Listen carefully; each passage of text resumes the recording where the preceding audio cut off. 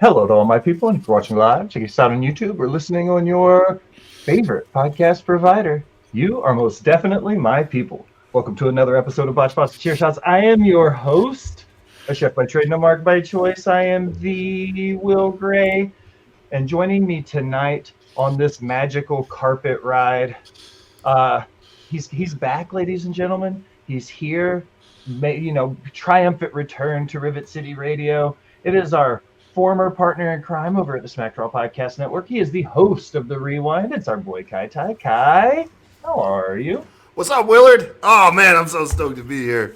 Dude, I miss the shit out of you. I miss you guys. I'm actually happy that the show is happening because I tried to be on here recently and nothing happened. So I'm happy to be here. I'm really happy to be here. It's nobody's fault. I missed you guys. I missed the shit out of you. Directly to the right on the screen of Kai, he is the host of the Table Spot, and he is the host of the Boom. It's our boy Metal Mike. Mike, how are you? Welcome back to Botched Spots. Come to the big show on Sunday. How are you? Or it's Monday, technically. It's not even Sunday. It's not technically Monday. It is Monday. It is Monday. But welcome back, Mike. How are you? It's been a while. It's been since, October? Yeah, we were talking about it. The Subathon was the last time you were on Botched Spots, yeah. I'm glad to be back. I'm doing good. It's been a good day. So, good. Excellent. I'm glad it was a good day, Mike. Yeah, really good day. I have to publicly make this known that I've missed this man terribly. We went all WrestleMania weekend without really hanging out or talking. So if Al is my right hand, then this man is my left hand. He is the co-host of Nerdy News and Boyfriend Time and the Wolfpack Podcast and NXT on Tap. But more importantly, he is the third leg of the tripod that is Botched Spots and Share Shots. Bo, I fucking missed you, brother. it was like I watched WrestleMania with some great people, with Scals and John, and you kind of missed, dude. Like I'll tell you afterwards who else was hanging out with us. But yeah, dude, I missed the shit out of you. I feel like we hang out, but since I've been working, we don't do it as much. So fuck. I love these shows. I missed Al too. Al, I missed you so much. I've said that your new job is negatively impacting my life. It's only for 3 more weeks. Then I get 6 weeks off. We're almost there. Big shout out to Husky dropping a Prime subscription for us. Thank you, Husky. Everybody's here. AJ's here. He says the EVP is here. We appreciate our the EVP of Rivet City Radio, AJ Hoover, in the house. But perched upon her iron throne in the boss bitch's corner, she is the Hobbit of my Beyonce, the Bonnie of my Clyde. She is the brains behind the entire operation. It's the boss bitch, Al. Al, how are you doing? I'm good. It's Monday. The eclipse happened, but it was cloudy here. And we didn't have glasses, so we didn't see it. It got dark for a second, and then it got light again. Woo! That was literally the play-by-play that I needed. It's called nighttime. It's nighttime. Nighttime we take time. But thank you for the follow, Chrissy Cat, stopping by. Hi, she was just on the show the last time we ran. It's good to see you, Chrissy. Thanks for stopping by and hanging out. Before we get going, I have to appease the algorithmic gods. You're supposed to say their names within the first few minutes of the episode. So this is a reminder, if you're listening or watching on youtube.com/Rivet City Radio, it's free to just subscribe there. If you're watching us over on twitch.tv/Rivet City Radio, make sure you hit that follow button, leave a comment telling us, all the stuff.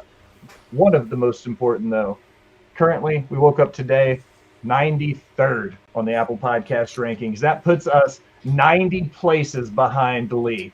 Everybody needs to listen to Apple and go to Botched Spots and Share Shots and listen to it, because I just need a screenshot of Botched Spots and Share Shots as close to perch on the top rope as I can get, because I feel like I want to be able to talk as much shit as I can. But he's 90 places ahead of me right now, guys. We beat Ryback's show. We did beat Ryback's show. We were right behind Brandon Thurston at WrestleNomics. What's up, Big Mike? Oh man, Chrissy's gifting subs, hype train incoming. We're just going. It's such a good day. I'm glad everybody's here. It's a great day. Scowls is here now. But guys, WrestleMania, biggest show of the year in a lot of ways. It's the kickoff point for the whole new year. There's no difference, though. I need to know. What has you pissed off for greatness this week? There has to be something. It was WrestleMania weekend. They couldn't have been perfect. They couldn't have given us everything we wanted, Al. But what has you pissed off for greatness this week? Go on, Jen. Okay, this is going to. I saw this. I did not get to watch the event. I'm going back to watch the full event. But this is something that has me pissed off. Let's that go, will put a Scouts. smile Thank on you, sir. Will's face. How dare! How fucking dare you snatch Polio's wig off her head at a GCW event?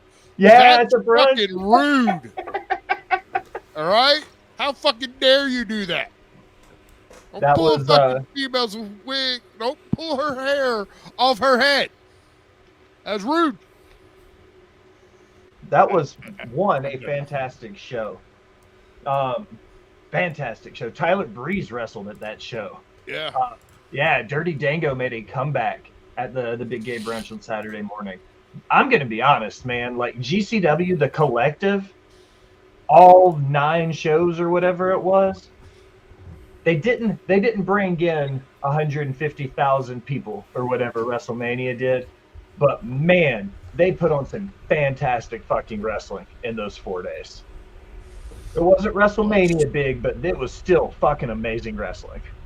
Bloodsport was, oh yeah. Oh God, Charlie Dempsey doing his thing. I'm sorry, I digress. Mike, Kai, Al, who's next? I can go. Okay. I am upset that Damien's case actually had a contract for it, and that there wasn't like a swerve from Finn and and Funko Pop to like have screwed him out of that contract. Chrissy says she's emotionally drained from Mania. So, like, that's really like the only thing I would have loved to have seen is like some sort of twist when they gave him that like senior money in the bank day. Not really mad about anything. I was thinking so too. Scout says, well, we don't know for sure, but they acted like it did.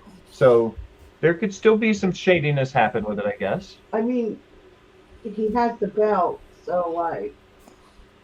Ooh, they could take it from him. Eh. Bo, what did you have to say? Oh no, I'm just. Oh, okay. It looked like you were I'm like. just doing stupid stuff. Oh, okay. I thought you were like putting your hand up, like you had something to say. I was like, shame. Like, shame you, Finn Balor. And they could strip him if there wasn't a contract in the case, Scouts. You're not wrong. I don't disagree. Kai, Mike, you're up. Man, I am outraged.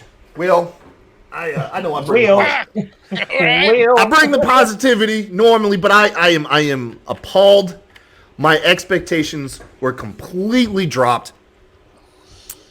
I was expecting Stone Cold instead of The Undertaker. I was like, come on, Stone Cold.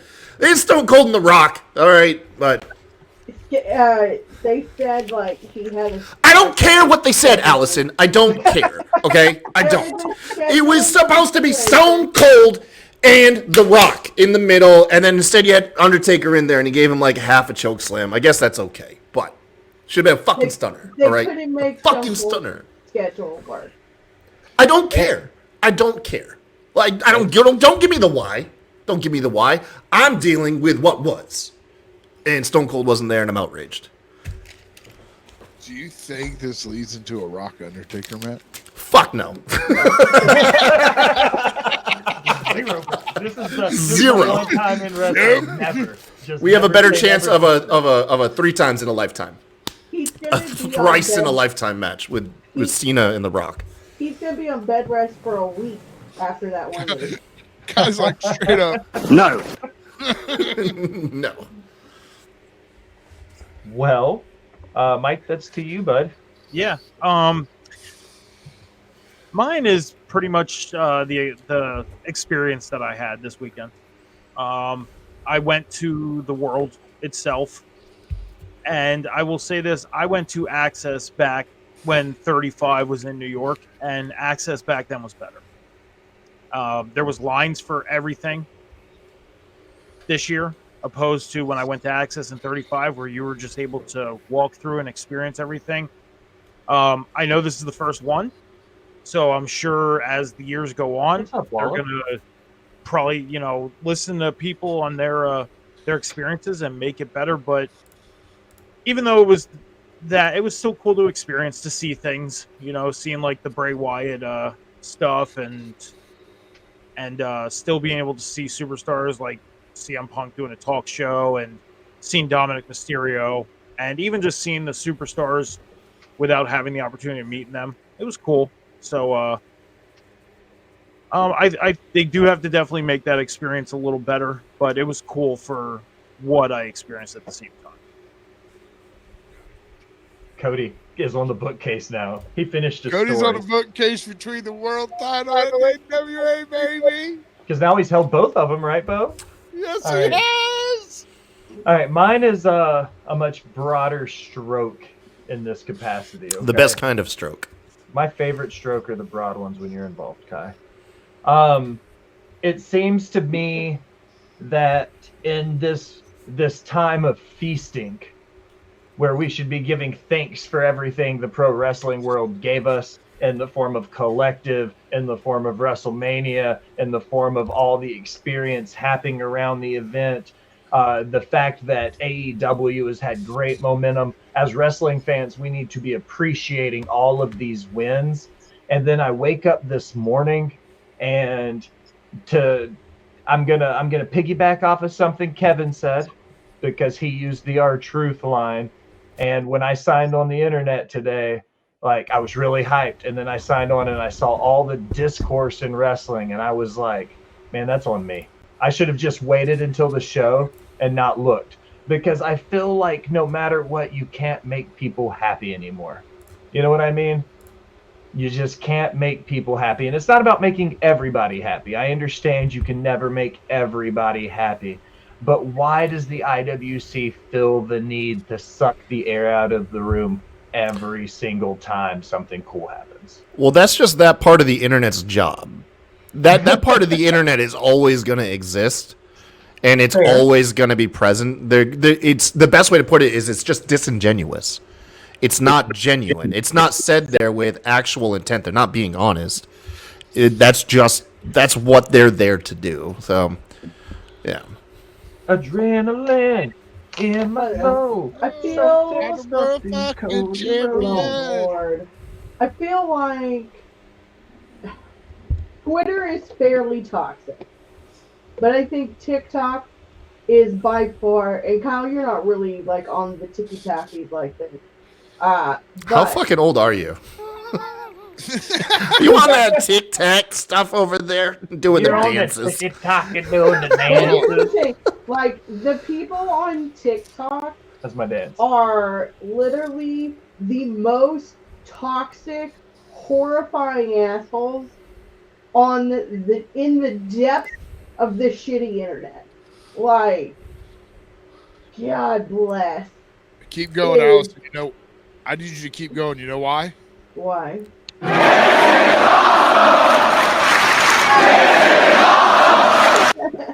Right. It's really just a cesspool of just horrible people, and people that like pay for clout, and I'm so tired of it. Like Will always says, there's fucking room at the table for everyone. Stop being a gatekeeping asshole that just bitches about everything. Thank you for coming to my TED Talk. That was beautiful. That was Eloquent. awesome. Eloquent. All right. Just now found out Kyle was bald. For real? Yeah, I thought you had hair. Brother, I'm That's sorry. amazing. I could have told you. I could have told you a long time ago. I'm sorry. That's on me, Bo. That's on me. I shouldn't have hid that from you. The Roman meat riders were out last night, and it was hilarious. I'm sure they were. All right, guys. It's not really. You can do the whole week. You can do as far back as you want because we didn't do a show because of Easter. So like, what's your match of the week? Match of the weekend? What have you watched recently that was like bangerific 5,000? All right. This is going to shock everyone. Literally everyone. So, yeah. My match of the week was Eddie Kingston versus Mark Briscoe. For the Ring of Honor World title? For the God, dude, I'm World so fucking title. glad you said that. Dude, they went out and banged. It was a fight with honor with relaxed rules. And Ring of Honor can do that because they've always been relaxed rules. But it was just the fight that they gave. I don't think any match this weekend at WrestleMania stood up to the way they just went out there and slugged it out old school style.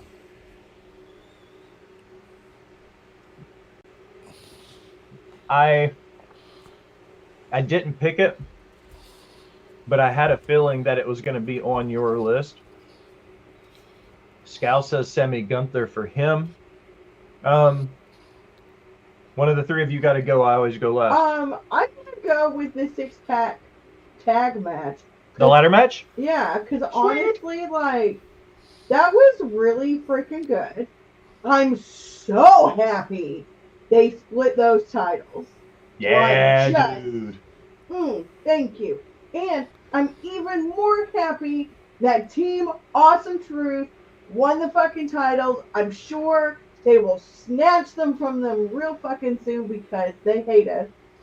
But that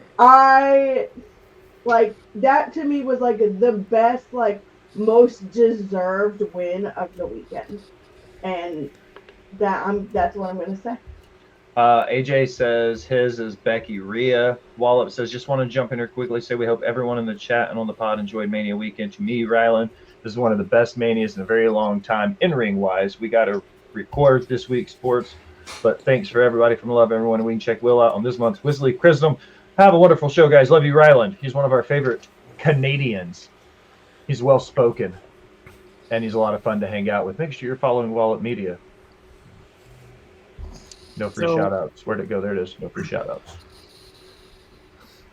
I mean, I do have my match of the weekend as far as Mania, but as far as the whole week of itself, I'm going with Swerve and Takeshita from Dynamite. The sick match. Okay. You can't argue with that. We knew it was predictable that Swerve was going to win. We know he's number one contender for the world title. But just giving us this match on a Wednesday night that was very, let's say, awkward as far as the flow of the night. That match being on last for that night and what they gave us was such an awesome match. And then the ending when Joe came out and the story to continue with Swerve and Joe, just awesome. Swerve and Takeshita, my match of the week. All right, so my match of the week is gonna go, like, I guess, against the grain because it's just personal taste here, or personal take rather. I got to watch WrestleMania. This was the first year with my sons where they were like completely hyped on the event, and watching my son Gavin like jump up and down like in a frenzy when Damian Priest cashed in. My match of the week is Damian Priest taking on Drew McIntyre and cashing in that title. That was just. And I know it's more of like a moment, but Dude, honestly, that's perfect though. Yeah, dude. Like the enthusiasm and him and Jess were both wearing like Judgment Day shirts too. It's very cathartic in the Tyson household. So that's my match of the week. Is that cash in? It was a lot of fun, and the pure joy and real that kids have with it is awesome. We were hanging out with Ritter, and he has a kid, and being able to watch just the, like, when Io Sky came out, like, she knew who she was and got so excited because Io Sky was her favorite. You know what I mean? Yeah. And like that real emotion with it. Kids are the fucking best, dude. Like, respect that, Kyle. Hell yeah, dude. Yeah, I agree. Go ahead, Al. Sorry. I was gonna say I do want to give an honorable mention match to the I guess triple, what do they fucking call it? The street fight with the Almighty Prophets and the Karrion Cross gang. Oh, Bubba Ray Dudley. Yeah, like that. I know that match was meant to be more of like a comedy-ish match, but like that was a good match. Dude, I was sports entertained. Like Yeah. having Bubba Ray like with that match, like it was a good match. Like the finisher, you know, they mucked it up a little bit because like the table, like, but like resetting it, like. It was Dude, awesome. I thought it was a good match. I thought that was adorable. Where they were just like, oh well, go get the next one. Like, go get another table, yeah, like honestly, that kind of added to it because the match itself wasn't like a serious affair, anyways. So for something like that to happen, what did I say? That's a bad one. Snoop on commentary was a shit. Snoop on commentary was fun. Yeah, that was.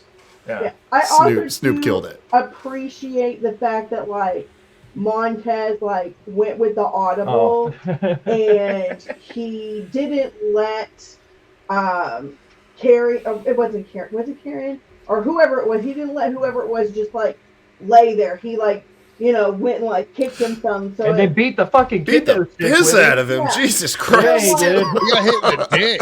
When I saw that happen, I was like, dude, Cross is gonna go backstage and he's gonna be like, Tez, like, what the fuck was that, bro? Like, you had to do something because it took him a minute to get another. Psychology, man. Psychology, bro.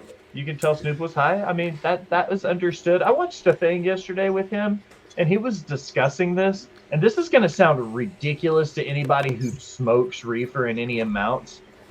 Just out of curiosity, Bo, how many blunts do you think you could get out of an ounce if you rolled? Ooh, if I roll them, I'm not real sure because I'd probably lose count.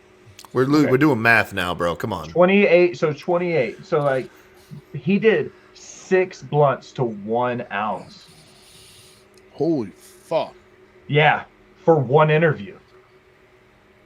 He smoked a whole ounce in one hour interview. He smoked an ounce. I thought I smoked a lot of weed, and then I was like, apparently fucking not. Apparently, dude, I don't smoke shit. He's got a paid blunt roller. Like, there's a guy who's his whole career. Yeah, no, dude's entire career is to follow Snoop around and roll his blunts all day long. He gets paid thousands and thousands of dollars. Yeah, I think he's got like an $80,000 a year salary. Yeah. He just got a raise because of cost of living. Dude's got he's like on a sole income, like a sole income household. I will promise this: if I ever win the lottery or make it, I will pay Will to roll my blunts because I don't know how to. I'd accept that job. Yes. We could smoke them together though. Yeah, that would be the point. Really, it would just be us hanging out and you just paying for us to live and hang out without jobs. But I would accept the title of blunt roller if you had to, like, you know, for tax purposes or whatever. My match of the week, I had one written down, but since we didn't run on Easter, this is from NWA Power a week ago. Mecha Wolf and Alex Misery had a banger of a match. Okay, and I know people are like, I don't know who the fuck that is. Mecha Wolf is one of the former. He's La Rebellion. They held the NWA tag titles. We just lost viewers as soon as I started talking about the NWA. Bro, it's WrestleMania weekend, bro. Yeah. So enough. Watch Alex Misery, fantastic independent wrestler. My favorite match from WrestleMania, though, I thought Becky Rhea tore the house down to open. There's some notes on that a little bit later when we kind of break down some news with it. I think that Bayley and Io both showed out as well. The Cody Roman match, obviously, everything in the chat, like the 6-pack ladder. Y'all talked about everything. You know the one you left out, though? Like, the one match that nobody seems to be talking about that was just real, real good. The triple threat for the U.S. title. That's my match. That's my match of Mania. Is it? Yes. Had you not gone yet? Well, I said my match of the week was Takeshita and Swerve, but I did have a match for Mania, and that's my match of Mania was the triple threat for the U.S. title. See, I thought that, and I've always said it about Logan Paul, I said that when he works independently of himself, especially on the mic, he kind of gets exposed a little bit because he's not the best, like, actor, so speaking off a script doesn't seem natural to him. but Yeah. watching him work with two in-ring greats like Randy Orton, Kevin Owens, like reminded me of why he got to where he did so quickly, because the kid can fucking work, man. As He much didn't even as you seem don't out of want to place in like there. it. Yeah. Like, he didn't even seem out of place in that triple threat. You think about it, like any other celebrity like hanging out with Kevin Owens and Randy Orton in the ring, they're gonna stand out like a sore thumb. Like, you didn't even think twice that was a guy. That guy's a YouTuber. Like, No. watching that match. It was a great match. So like, yeah. He's The a only- complete. Oh, sorry, Mike. No, go ahead. He's a complete fucking scumbag. But I do give him props for actually like taking the time to learn how to And respecting the do it business. properly. Yes, and respecting the He business. seems to have a lot of respect for the business. He doesn't do it on screen, but I've seen training footage where he wipes his feet before he goes into his training rings and stuff. Like, I'm a stickler for the old school, and even if he does have a little bit of that and respect for the business, to me will go so much further than anything else, and he respects it. So I'm here for it. Fuck yeah, Logan Paul. I'm still not a Logan Paul guy, though. Don't get it twisted. I'm just praising him for a good match. You will be soon. I mean, during that match last night, if I had to really sit here and break it down and get like nitpicky and everything, I would have to say like work on his lariats, like doing the flip over the top rope and doing the lariat thing. You notice several times he went to do it, he had to get his balance before doing the lariat. But I'm not going to be nitpicky about it because the whole match, he worked great. His selling was awesome. Just that's what this match was, my match of WrestleMania. It was. Al, do you have something ready? Because you didn't send me any videos. I did. Where'd you send them? To the Twitter, like you tell me to. Sweet. Talk amongst yourselves for just a second while I pull the next segment up. I'm enjoying watching Bo's family photos slide by in his window, just getting a peek into his life, man. I did my curtains. It's very Is it just the wholesome. one?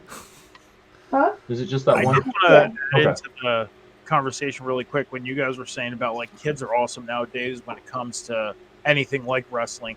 Like my daughter, she's gonna be 18 in a month.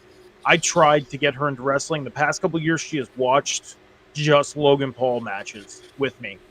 This year, Hell yeah. this year for Mania, she didn't watch it with me. Okay. But like even going to the experience yesterday, a few of the people I've spoke to while waiting in line for some of the things I did, like their kids were with them and just the knowledge they have. Like a few of them you met that were under the ages of like 10 years old. They just have so much knowledge and it's like they're just getting into it. And it's like, wow, like it's awesome just to see the knowledge they have alone for what they're watching. Well, they're you're essentially fandom nowadays. You're spoiled. Like, you know, back in like let's say like the 90s and early 2000s, you had to look up like record stores for like music and tape stores and stuff for like wrestling and everything. Nowadays, you literally just a Google search and you can learn and watch up on any fandom and get like the history behind it. You know what I'm saying? Like all that stuff's at your fingertips now. Watch a 15-minute YouTube video. My Yeah.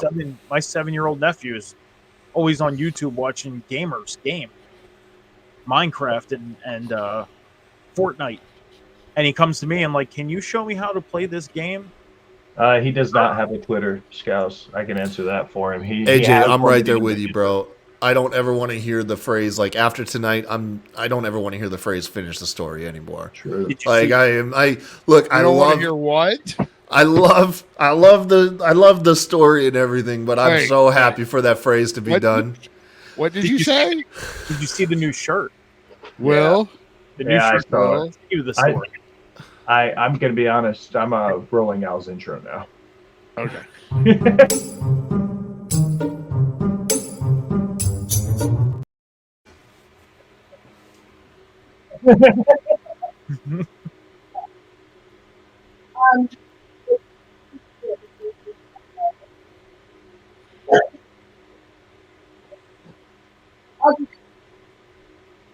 We can't hear shit, by the way.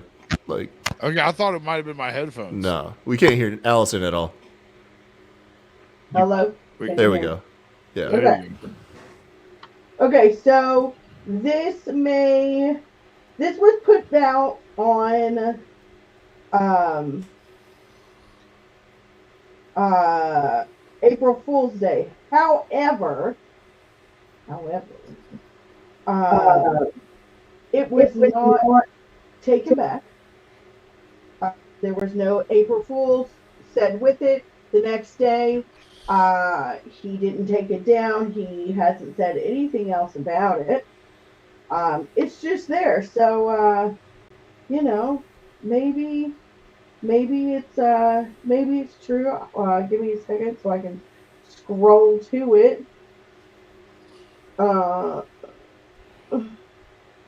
Hang on. Do you want me to read it? No, I got it. It is with great regret that after nearly 8 years of trying to regain my health after being told I needed a 5-disc replacement surgery and right shoulder replacement, that I will officially retire from professional wrestling. I'm sorry that I have let everyone down and will never give up, but the timing is right to announce this and move forward. And then he adds, save 35% with this code, blah, blah, blah. No free shout-outs. That's good. That's good. It was done on April Fool's Day, but again, like I said, there was no, just kidding, you fucking marks. None of that. Do you have to say April Fool's to do an April Fool's joke, though? I mean, is that... Yeah, that's the premise behind April Fools. And Ryback would have snapped back at some of these people in the comments, and he didn't. Yeah. Maybe he's some of the comments are... Maybe he is turning a page of his life. Maybe he's watched this segment and realized how fucking dumb he sounds. Well, and he said, you know what? I'm going to listen to Allison and he's turn my still life around. doubling down on shitty tweets. So, like this, wishing all the talent a successful WrestleMania. Better times lay ahead once the remaining pieces of Vince McMahon are removed, hopefully sooner rather than later. The truth always wins, and good will always prevail over evil in due time. I don't think him wanting to get rid of Vince McMahon is at all crazy. I think but he has said he is going after Triple H. He's going after Cena and trying to implicate them in all of the Vince shenanigans. So that I have a problem with. Bro, you need to stay the fuck out of this. Yeah, he's crazy. So while that tweet isn't wrong, he is actively trying to drag other people into the drama. Well, fuck him. Well, fuck it. All right, let's get into some WrestleMania news. Boom. Jacob Fatu and Tamatanga amongst rumored names making debuts post-Mania. How do we feel about them continuing the Bloodline post-Universal Championship?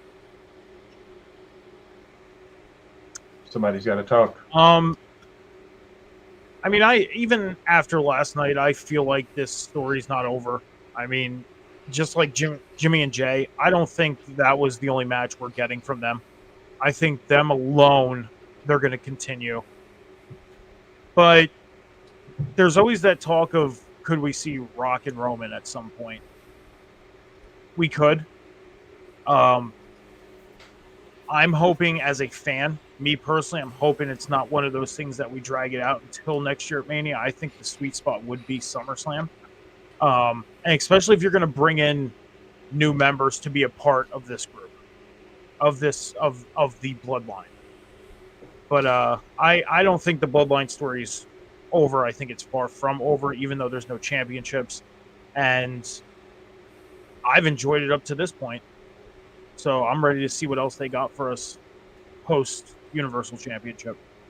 Yeah, I think it's going to be like The Rock exiles Roman at some point. I disagree with you, Mike. I think you can stretch it to WrestleMania, get another great story. We said when Cody lost last year, that it's going to take too long to get him to Mania this time, and they managed to do it, and Triple H is doing well with the long term. So I think it'd be fine. I think we're just going to get this story of Roman being exiled and then Rock kind of building his own bloodline, reaching out to like other like Samoans and people to build up his own faction and just taking it over like he takes over like WWE. And that's where Tama and Jacob come in. It is Jacob, right? Did I say that right? Yeah. It is Jacob. Jacob. Okay. Yeah. Yeah, there's another one, Zilla, but nobody's heard anything about him. But like maybe we see like Solo, Jay, and Jimmy kind of come back together and take on the Rock and Jacob and Tamataka. Yeah. I like the idea of a Samoan Civil War and War Games. Yeah. Like that would be cool. I could get behind that. Maybe pushing it out till the fall, not even having to push it out till WrestleMania, but like pushing it out till Survivor Series. Because if you think about the fact Survivor Series has been on a lull for the last few years, like giving us something like that would be a huge story that could build to it. So that might be cool. I'm here for it. Plus, I like Jacob. What are you talking about? Survivor Series has got War Games the last 2 years running. Yeah, but it's also been one like outside of the CM Punk intro this year, like the very end of it, there wasn't like it's one of the way I'll describe this is people are describing the big four now having Money in the Bank in the place of Survivor Series. Well, I don't think Survivor Series gives you any like major cliffhangers. It's like a blow-off event. You know what I mean? Like Royal Rumble's a cliffhanger because of, the winners, and then Money in the Bank, same deal. Obviously WrestleMania is kind of like both, like it's mainly blow-offs. But Survivor Series has always been just kind of like this like spectacle like match. Like it's just a quick feud to get handled because it's like large teams. And there's not really many times it has cliffhangers other than, like the CM Punk shit. I know, but what I'm saying is use it to have the blow off and to have a payoff. It's a good business move. Yeah. If you want to put butts in seats for a pay-per-view that sells historically low compared to the other big four, big five, put a really big blow-off match there and put some asses in some seats. Yeah, they do drop the ball a lot when picking out the teams. Like, they totally could have done Hurt Business and Bloodline at one point. Like, they could have built that up, like, so good. But 100%. Yeah, the teams they choose are usually big misses. And they might still be able to do something like that. Like, get Bobby Lashley, the Profits, and maybe somebody else against the Bloodline. Like, there's still a couple things they can do with the Bloodline. Yeah. They left some doors open with it. I mean, they might not be exciting doors to walk through or windows to look through, whatever you want to call it. But with the way WWE's been going in a hole as of late, it's basically been the show to watch, whether it's Raw, SmackDown, NXT, or a PLE.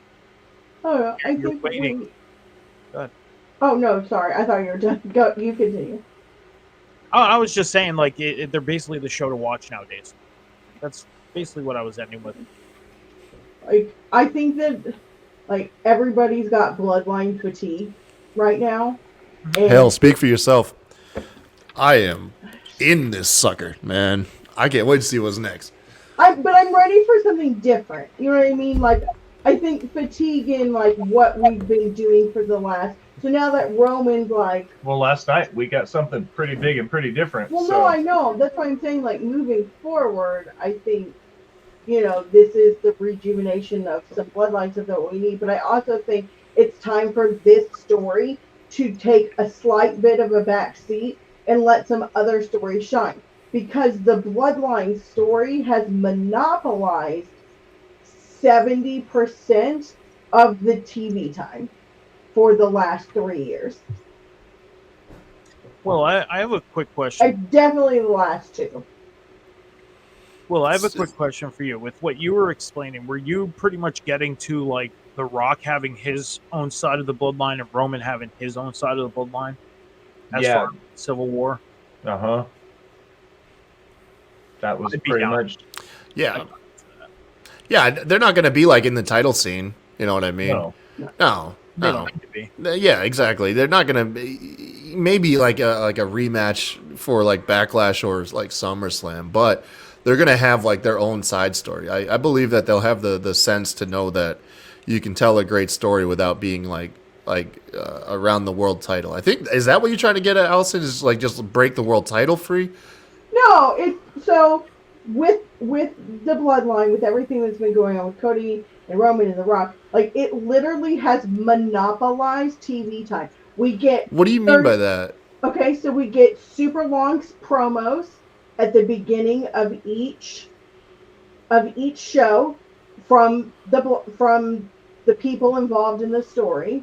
Then we get an extra long match, and it's mostly what everyone's talking about. It has monopolized a lot of the story time. Like, Do you mean like TV time? Yeah, like the like Monopoly actual- is what Monopoly is like throwing me off. like they have it has taken a lot of TV time. Like they Are you- give the bulk of the TV time to this story, I think and other stories haven't been able to get as much shine or build because they're focused more so on giving time to bloodline stuff. Where because of bloodline things over the last 3 years, matches have been cut, segments have been shortened. You know what I mean? Like there are things that have happened because the bloodline story has been the priority over everything else.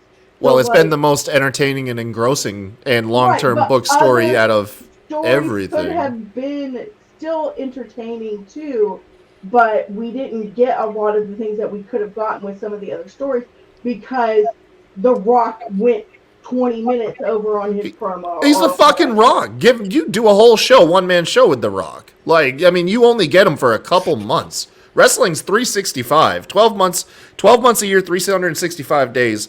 You get the Rock for maybe like a 2-month stretch. You give that guy as much TV time as you want. You know what I mean? And then because he's gonna be gone. You know, like that's it. You know, like after like, yeah, like so what? I get where I was coming from, because just like that promo that Rock cut a few weeks on SmackDown, it was 45 minutes long. There was a few things that got cut from SmackDown to take over that promo. And I get what she's saying. Like even the smaller storylines that are happening that could be important or just memorable or just entertaining, you know, it gets cut because he wants to come out and talk about the same thing he talked about last week. I get it. I understand where she's coming from. Yeah, I mean, you just want to see like other, but I mean, it's like I don't It's a know. personal preference.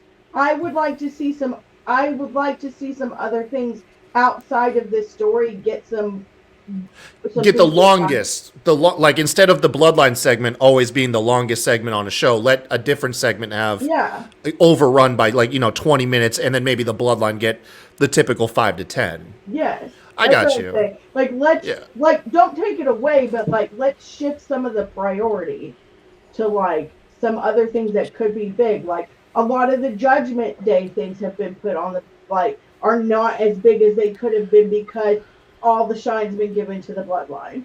It's true. Yeah. That's all. It's just an opinion. You can agree. I don't care if anybody agrees or disagrees. It's just that's my opinion. I would like to see less Bloodline stuff and more other things. Got you. A lot of people are going to be taking breaks after this Mania, so there's going to be time for others who haven't been getting a whole lot of time to shine. So.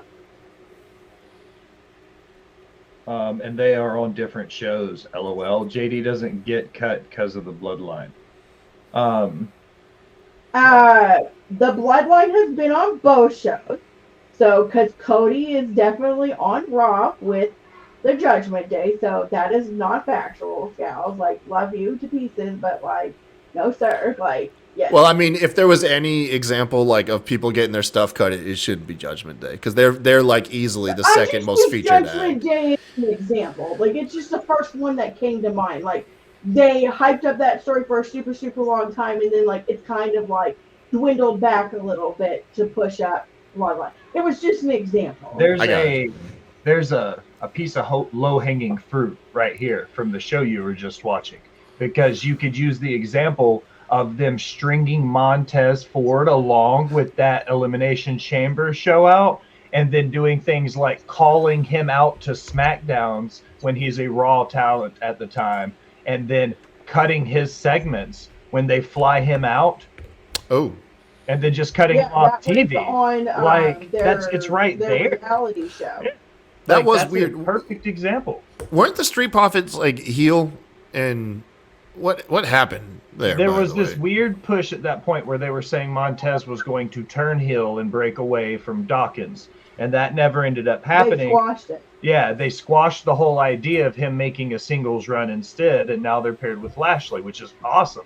But there was this whole plan for him to be pushed as a singles competitor, and they would call him out to SmackDown, and then they would cut his segments because they would give it like that's. I think that is an example of what Al's talking about is when they have bona fide stars setting in the back at catering that Yeah. they're taking time away from their families and stuff to have them sit there and then to cut their time because A, B, or C happened ahead of them. Yeah. Yeah. Like if you, like I've said this a couple times recently, like if you haven't watched Bianca and Montez's show on Hulu, it's fantastic. Like it's really cute to see like their relationship and how they are with each other. But like there is this underlying tone of like Montez that shows like how screwed over Montez and Dawkins get like all the time. Like in the Rumble, not this past year, but the year before. Montez was supposed to have more time out there, but because something happened, it was running long or whatever, like he only got to be in the ring for 27 seconds. He literally walked in the ring and got immediately eliminated. So, Right. but moving on. Thank God. I'm so tired of the fucking bloodline. They just monopolized fucking 40% of our show.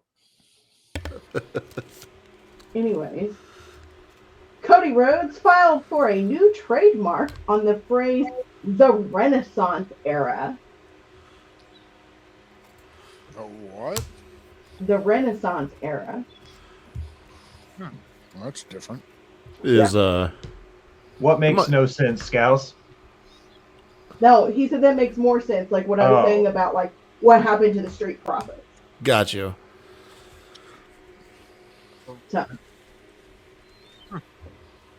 So we'll see what happens. Renaissance era. I bet he gets a new belt. I'm sure he does. I hope so. He alluded to that on the Pat McAfee show today. Yup. I hope we get new tag belts too. By the way, it's not just enough to break them up, man. They're still the copper penny style ones that we got back in like 2011 or something. Whenever they came out, Yeah. man. Yes. The black strap with the copper penny. Yeah. Cody Rhodes is the undisputed Universal Champion. Now that the dog has caught the car, the boyhood dream has come true. Now what? You fucking. up, Josh? You have a murderous row lined up for Cody right now. I did not. Was it? I said I get it right. I think they. Your kingdom. I know the question. I know the question has been like, with Cody winning the championship, what do you do next? Like, what's next for him? Right now, being the Universal Champion, Damien's World Champion. So, if they were to go by how the roster's set up, Cody would be going to SmackDown and Damien would be staying on Raw. I know we're going to see Cody tonight, but if they end up putting him specifically on SmackDown moving forward, there is a whole slew of superstars on SmackDown that's going to be able to challenge him for that championship. And he can even face some of the guys that we've seen Roman face. Triple H just announced that they will be doing a draft in about a month. Thank you. Yeah. The words aren't out of my mouth. So, I would assume that they will. Honestly, I bet the world title will go to SmackDown. I think Seth will face Cody first, though. That's my bet. No, we're not going to see Seth Rollins for a long time. See, I think they leave the Universal on SmackDown because SmackDown will still be on cable. No, there. Leaving your big network logo on your cable TV show, where Raw will continue to have the World Heavyweight. Yes, it still has a logo, but it's just not as big. And outside the headquarters isn't the World Heavyweight title; it's the Universal Championship. Facts. Bailey gets her WrestleMania moment, the last of the 4 horsewomen to get it. Rank the 4 horsewomen. Who are they? Charlotte, Becky, Bailey, and Sasha. yeah. Rank those 4 women. Charlotte, Charlotte's the coming. player. Charlotte, Sasha, but Charlotte, Becky, Sasha, Bailey. I flip flop Sasha and Becky. I go Charlotte, Sasha, Becky, and Bailey. I think it's the. So I think we're all going to disagree. I think it's Charlotte, Becky, Bailey, then Mercedes. Whatever. So you and I were the same. No, you said Sasha, then Bailey. Oh, whatever. Yeah. Fine. Yeah, it's just your bottom 2. I flipped. Yeah. I'm But about to piss our a number bunch of people off. 1 is the same. What'd you say, Will? I'm about to piss a bunch of people off. Charlotte, Bailey, Sasha, Becky. At least we all agree Charlotte's number 1. Like, Number 1. there you go. There you go. Like Charlotte, that's the group consensus. Because she is. She really is, man. Charlotte's Hi, the shit. Zoe. She's my favorite wrestler that I never Hi, want to Zoe. watch on TV. I'm happy Bailey got her moment though. I think that I would actually have Bailey 1, Charlotte 2, says Scowls. So me and Scowls are close, relatively close. I think he says she's better on the mic than Charlotte. That's actually not that bad of an assessment. I think I would, but I think that Charlotte's in-ring work is better than Bailey's by enough that microphone difference kind of, you see what I mean? Yeah, Like- not even Yeah. from a technicality standpoint, but from an in-match storytelling standpoint too. Yeah. Like That's the same reason why it's like the Shawn and Brett argument with me. Is Yeah. I know that Shawn can talk circles around Bret Hart, but when it comes to in-ring technical, that's why they come so close together. You know what I mean? Is because that's how good Bret Hart was in the ring. But that's a totally different conversation. They finally split the tag titles. Awesome Truth and A-Town Down Under. Thoughts on Judgment Day dropping the gold? I feel like they had to in order for Damien to cash it. Yeah, that's pretty much it. That makes sense. Yeah. I'm honestly, personally not happy they split the belts because I feel like WWE is finally starting to get their tag team division up to where it needs to be. And And now they have 2 titles to put over 2 different teams on 2 different shows to help bolster that division even more. exactly. So that's why you're upset? Well, no. The thing is they're finally boosting up their tag team division. Yeah.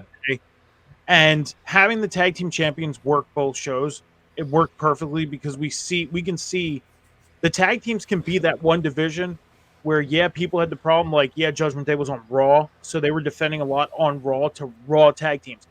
So take your tag team division and let your tag teams float between the 2 shows. That way there's no complaint of it just being on one show, and we could see more tag teams on both shows. Then you can't have brand splits. And drafts wouldn't make sense. Yep. It's pro wrestling though, dude, nothing makes sense the moment you start holding the candle to it. So, I agree with you, Mike. I actually I'm in the same boat with you, man. I like the tag team traveling, and then you can build special matches to get more teams involved, like tournaments and in the ladder matches and stuff. It feels kind of like it could be it'd take a spectacle spot on the shows. Instead of thinning out 2 divisions and just treating it the same. It'd be nice to have something different. If you don't agree, then maybe we can discuss a mid-card title that travels between shows. But something like a little extra spice. Speaking of they mid-card have a titles, mid-card. how fucking awesome is it that they're putting the women's North American title in NXT? We've been hyping up a women's mid-card belt in WWE for so long. Yeah, we'll do it on the main roster. Yeah. All Sorry, Al. I was literally about to bring that up. What, the women's mid-card title? Yeah. Oh, sorry. I just stole your glory. Senior, Money in the Bank, Rex Drew's moment, thanks to Pepsi Phil. Can I be honest? I don't usually go first. I usually let you guys say your piece, but I have a lot in my heart to say about this. I wanted Drew. This is why I love it. Kind of the reason why Kai was talking about it in his match of the week. There were so many moments inside of this moment. It just made me just like stand on end. You know what I mean? Like, one, the Seth Drew match, absolute fucking banger from beginning to end. Arguably one of the matches of the weekend. You know what I mean? Then you go into the fact that after Drew got the win, you open with a Claymore, you end with a Claymore. You know what I mean? Like, it was perfect storytelling. And then after the match, Drew looked at Seth and said, thank you. And Seth looked at Drew and said, you fucking deserve it. And then Drew had his moment. 70,000 people fucking, yeah, woo, Scottish Warrior. And then he got to tell his story with CM Punk. And Punk beat that ass. And then Damian Priest cashed in. There was so much emotion that happened in that little time frame, that 2 minutes, that if you didn't enjoy it, like, Jesus, man, I don't understand how you don't like pro wrestling. Like, that was almost perfectly booked. Good it was. They threw the scent off real well with how genuine they showed, encapsulated the moment between him and Seth in the post match. That's what I'm saying. It was they perfectly threw the done. scent off of a cash in, like, because even if you began to think about it, you'd be like, oh no, they're just going with this moment. You know what I mean? Like, this is what they're going with, Drew's big moment, and then they fucking pulled the trigger. Three. They the pulled Seth the trigger Drew moment, the Drew CM Punk moment, and then the Drew cash in. Like, they gave us 3 WrestleMania moments in one 5-minute segment, and it was perfectly done. It was so great. Yeah. Maybe we'll get there, but that's up there for moment of the weekend because of how well done it was. They could have just let Drew have it for like a fucking day, man. Like, let Damian cash in tonight on Raw. Like, I like the full circle. That Will said, because of full circle, he took the ultimate opportunity. He learned it from Edge. Yeah, it's up there with Seth's heist of the century. Like, that's how big this moment was. And people right now aren't saying that, but they will be. They'll be talking about how big that cash-in was because of the implications it has on other stories. Because now Drew's going to want to rematch against Damian, but Drew also has his shit, knee-deep with CM Punk. Like, this right here gave us the seeds and the plants of so many stories moving forward that, like, yes, dude. Yesterday on the way to and back home from Philly, me and John were having a discussion about this the whole time. And my defense of it was, okay, Drew's going to win. He's going to have his moment at Mania. He's going to be world champion moving into even Clash at the Castle. And he was very hard up at telling me, no, Damian's going to cash in, and that's going to put Drew in the position of turning baby and being the chaser. And I just couldn't see it being at Mania, but it took me from after it happened, going through the world of social media and this right here, you will explaining it and making it all make sense. The fact of, okay, I agree with this. Thanks. Everything. So honestly, the sweetest part was it was Drew's own words that came back to bite him in the story. His thing he kept harping Seth about, like leading up to their match, was, you're not paying attention to me. You're all wrapped up, in the bloodline, and you're wrapped up. You're distracted. And in Drew's moment, like in winning, he was all wrapped up in CM Punk, and it was he couldn't heed his own advice, and it wasn't enough for him to win and walk out, but he had to get wrapped up and distracted by CM Punk, and so it was poetic justice. Yep. Al? Could have given him one day, but it's fine. Drew also has not been given a new contract, and he's working off injury time until what, August? Yeah, something August? like that. Yeah. They are really dragging their feet about giving him a contract. They've also been dragging their feet about Becky's new contract. She mentioned it on whatever show it was she was on earlier last week. She said this is a new thing with TKO. She said she's never had to wait this long for a new contract, and that she admitted to being kind of nervous about it, but so I don't know what they're doing, but yeah, so They're just loading up the Brinks trucks. That's all they're doing. It's just taking a while to load up those trucks. They about to park them bitches in their driveway. Yeah. They're about to make bank. Her and Seth both. They've already said they're both the top priorities to re-sign, and then Drew and then Cody. Cody just re-signed. But you see my point. Like, they have their list of priorities, and with the new company just closing in, late summer, early fall of last year, like, of course it makes sense. They had an entire hiring freeze that nobody wanted to talk about for the majority of 2023. no, I talked about it. Oh, I know we did. I'm just saying. Did Rhea and Becky get lost in the shuffle opening such a spectacle of a weekend? No. No. They kicked off the show. Like, that's, if you're not going on last, you want to go on first. Like, that was awesome for them to open up WrestleMania. I think them going on first and then giving us that fantastic banger of a match, I would say at least minimum 4 stars.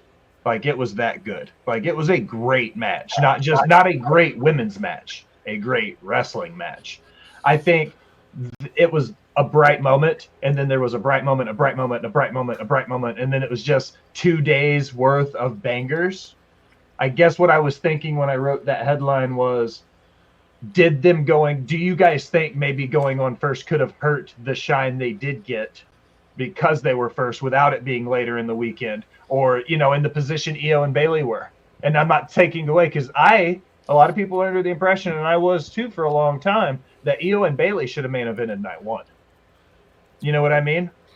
That was my opinion of it. That's how I still feel. What a terrible opinion, Will.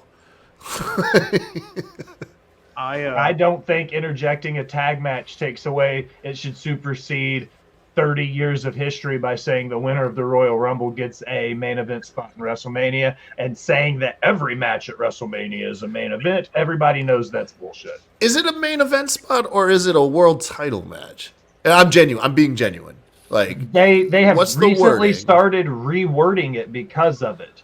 Because back when it was introduced, there was one world only, title, yeah. and that was the main event. And WrestleMania was one day, so now they've started rewording it because of it being 2 days. But you see my point. I got you. Two winners. Yeah. If the men are going to main event one night, then the women should obviously have the chance to main event the other. But I think that was more the thing. You bookend with great matches. Obviously, you're right. You start with the banger. If you don't go on first, you go on last. They co-main event night 2, and I don't disagree with that. But in wrestling, there's not 2 main events. There's the semi-main event, and then what, Al? What? The WrestleMania event? I don't know what you mean by that. You blew my fucking. I caught it. Semi-main event, and then you have the main event. Exactly. Here's my thing. She fucking fumbled it. I got you. Well, I saw where you were going with it, buddy. Okay, so here's my thing. I don't think that the women should default get the last match. If it's the better story, yes, it should. Honestly, even the men's Royal Rumble winner match might not be the best story going on. See what I'm saying? I think it should be the best stories that main event, not necessarily oh, well, you won this, so you get this. Honestly, if Io and Bayley had been the last match of either night, it would have been fucking terrible. Like that wouldn't Damn. like that match wasn't bad, but like it wasn't as high energy. It wasn't at like I wasn't. They didn't do a super great job of building it. Which match was better, Rhea Becky or Bailey Io? Honestly, they were both kind of lackluster in my opinion. Oh, blasphemy, Alice. Because there was so many other bigger stories going on, they got overshadowed. They weren't given enough on-screen time to build it. Like I wasn't invested in these stories. To be honest, the Rhea Becky match, I have been finding like in my rounds of like media that I listen to. I don't go on social media to like and read what people are talking about, but just like the rounds of media that I ingest the last 2 days. If Becky and Rhea in what I've seen, gotten the most like praise and has been talked about the most outside of the Bloodline. Like Bloodline, obviously, like and Cody is the big one, but Rhea and Becky is like the second most talked about match that I've seen over the last 2 days. But is it because of what they look like, or is it because of the work that they did in the ring? It was because of the story. It was because it was a banger match. It kicked off WrestleMania because Triple H announced the new era and then immediately gave Rhea the live entrance, which the theatrics and the presentation was just bombastic, and it kicked off the WrestleMania weekend. And then it was also the shadow of putting on a banger match while Becky had like 102 fever, and they still corked out like an easy 4-star match. So it's none of it had to do with what they look like. None of it was superficial. But like a lot of times, that's what's talked about. Dude, if I compliment them, or mainly Rhea, 9 times out of 10, she's a hot goth chick. But like, truth be told, when I talk about their matches, it has nothing to do with what they look like. They killed it. Yeah, but I mean, in passing, yeah, dude. Yeah. No, I'm just saying, like, I wasn't really as invested in this story. In my opinion, again, my fucking opinion. Like, right. I just don't think it was given the build that it needed, because Rhea spends a lot of time, babysitting Dom. Is this one your favorite because it's good, or are you just really horny? I actually, the first 45 minutes of night one for that match, just everything. As a fan personally, I was on cloud 9. I've been saying for a year that I thought it was fitting for Motionless in White to do her live entrance because it was in Philadelphia, Pennsylvania. They're a Scranton, Pennsylvania band. Fitting. And I literally popped when they showed up on screen because they're my second favorite band. First favorite, Breaking Benjamin. Second favorite, Motionless in White. And just to see them do the live performance, and I've been saying it for you, I just lost my shit. I did. And then Rhea winning, happy as can be. Because I know the question is like, what can she do now? Same thing as Cody. Go to SmackDown. There's a whole heap of women, a whole list of women she has not faced yet. Go there. I think they need to build up her and Nia. They could. Yeah.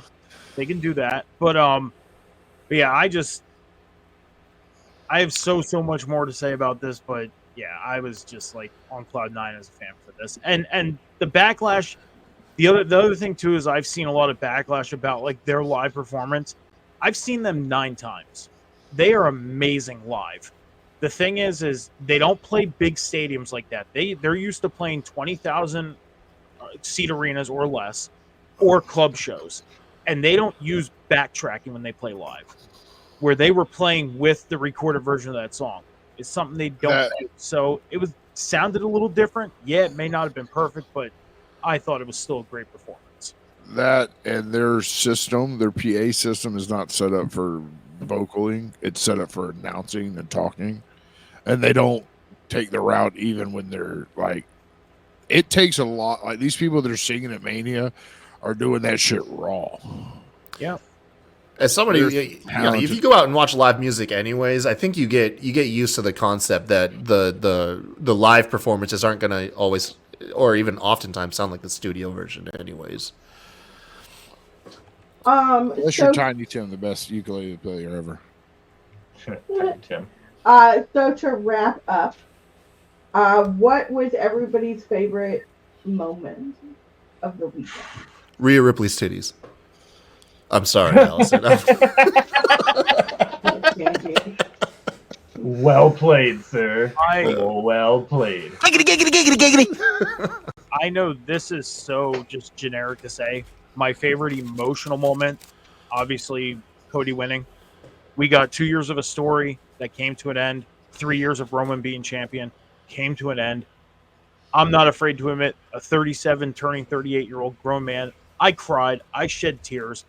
My favorite funny moment, Kevin Owens backing up the cart to go pick up Randy Orton at the top. That was amazing. That was good. Awesome. If I might be genuine now, just instead of like taking a stupid shot, I've actually, I'm not gonna lie, the thing I've gone back and watched replayed the most was actually Paul Heyman's Hall of Fame induction speech. Mm-hmm. That thing was like super captivating, and I can't get enough of it. I thought that was like amazing. The hot tag with R-Truth from AJ. That was awesome. Mine, I had 2 of them, but I have 3 things I have to do.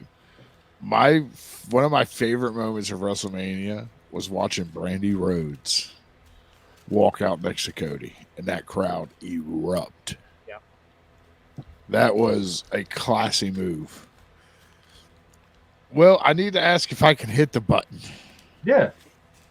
Okay, because my second favorite moment was exactly what Will's been preaching for the past month. Avengers!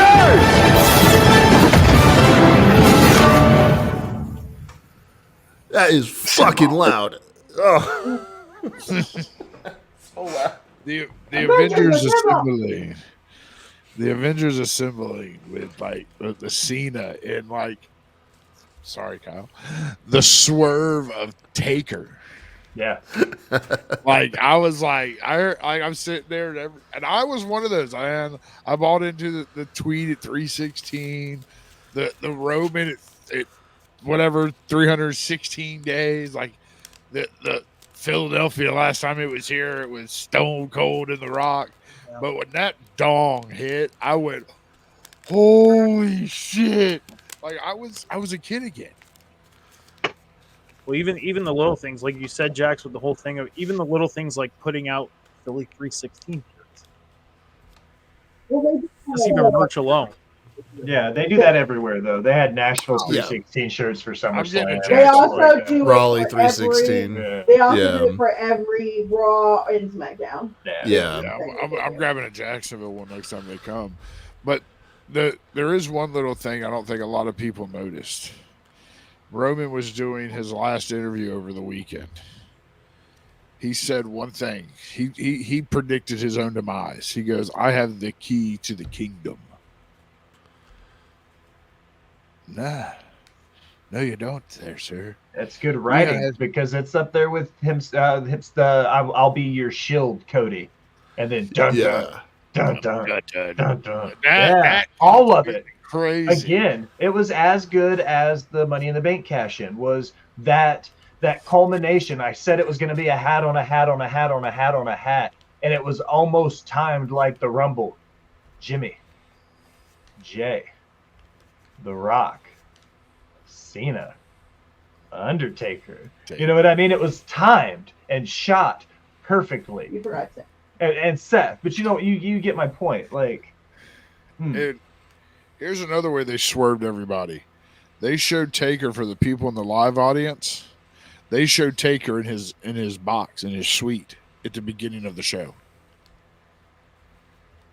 Oh, to try to throw the scent off. They knew he was there, but no one had a clue he was stepping into the square circle, into his yard. His yard. Dude, the look on his face, he wasn't playing around too. That guy was 100% in character. I liked the full circle moment of Roman hitting Seth with the chair because that was sort of the catalyst for this sort of version of Roman, Like, no. but kind of. Leaving the Shield?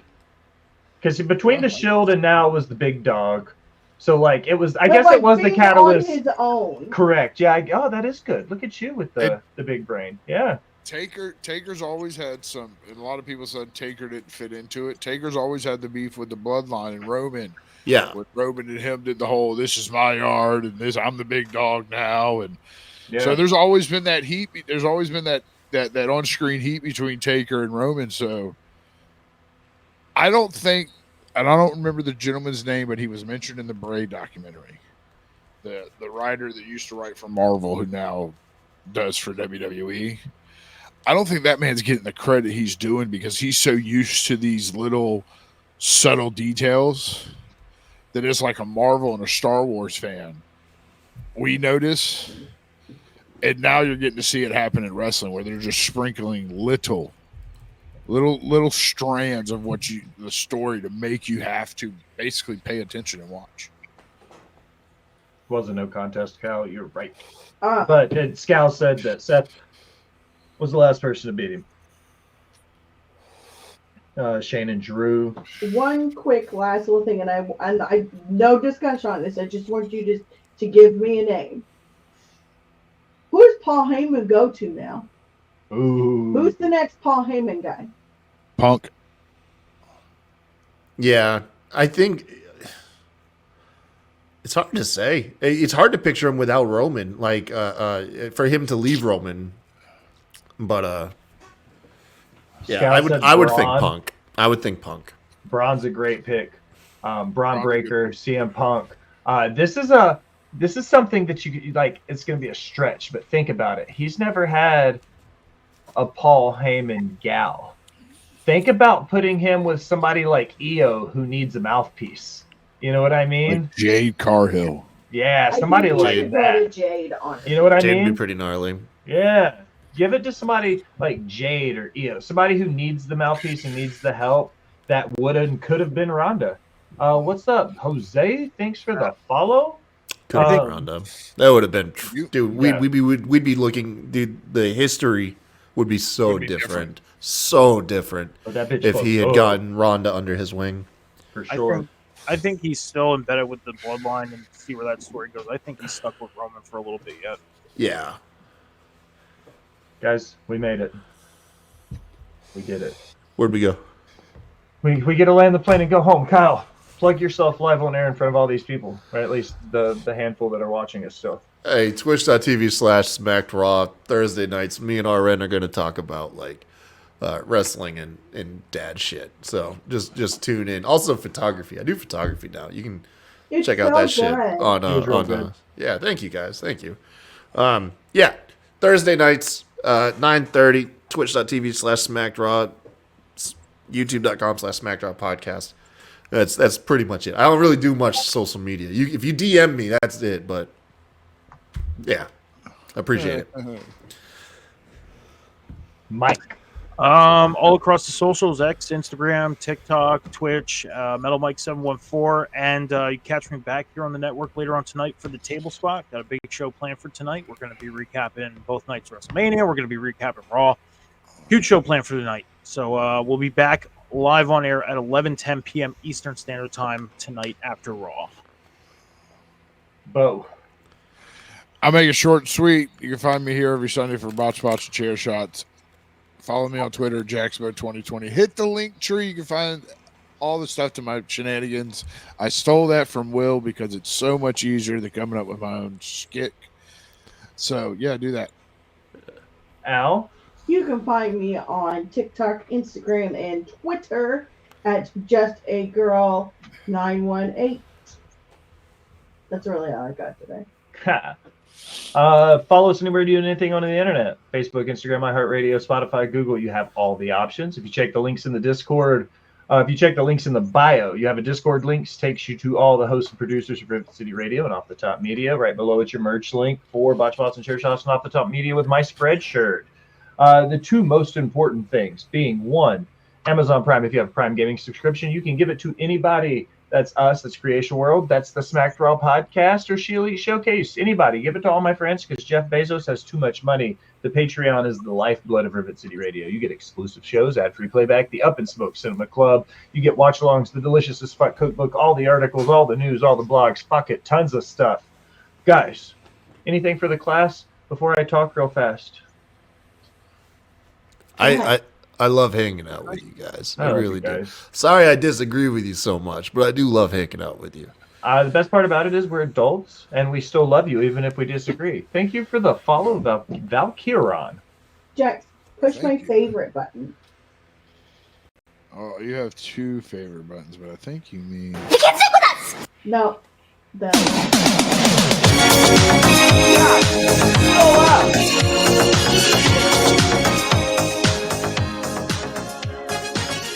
Now, as we close another episode of Botched Spots Chair Shop, I'll take a minute. Thank you Jesus. for listening. Remind you to go wherever you do anything on the internet and like, follow, subscribe, unsubscribe, and subscribe again. Leave a comment telling me that Kyle just went deaf or that I really missed Bo. I'm glad he's back. Either way, it helps the algorithm and helps find new listeners. If you're feeling really generous to be one of the VIP people, head over to patreon.com and donate to the Rivet City Radio Podcast Network. You get some fantastic swag. We get some fantastic guests. It's a win-win for Kai Tai, Metal Mike, the Ginger Ninja Jaxbo, and the Boss Bitch Al. I am D. Will Gray. Thanks for stopping by and listening, my people. Bye. Fuck me to tears, that hurt bad.